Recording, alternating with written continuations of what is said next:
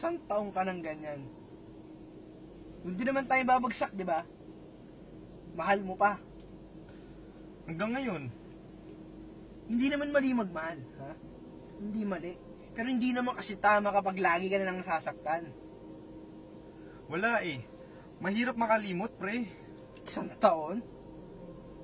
Sige nga, kung sapat na basihan at dahilan ang pagmamahal para ipaglaban mo isang taong mahal mo, bakit kayo iniwan? Kasi naniniwala ako na kapag mahal ka ng isang tao, babalikan ka. Yun! Yun naman pala eh. Kapag mahal ka ng isang tao, babalikan ka. Kaya hindi ka binabalikan. Kasi hindi ka mahal.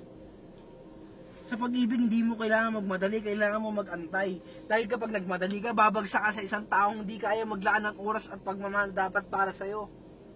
Na kaya tayo nag-aantay upang makatagpo tayo ng mga taong makakita ng halaga natin bilang tao. Na makita ang halaga natin bilang mga nagmamahal. Kasi kung marunong ka lumaban, dapat marunong ka rin dumipensa dahil hindi lahat ng taong mamahalin mo ay mamahalin ka. Wala naman nagmahal na hindi nasaktan. Wala. Walang taong hindi may iwasang masaktan. Pero kung paulit-ulit na lang yung sakit, hindi ka na minamahal.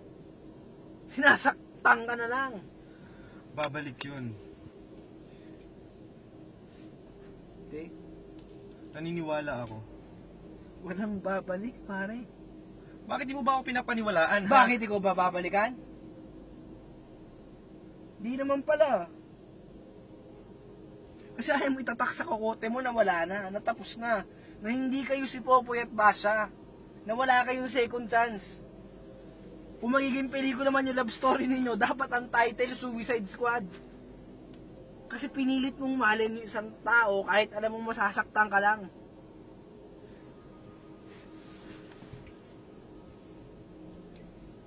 Ayusin mo yung sarili mo. Kasi kung ganyan ka lang din ang paulit-ulit, eh mas mabuti na lang talagang iniwan ka.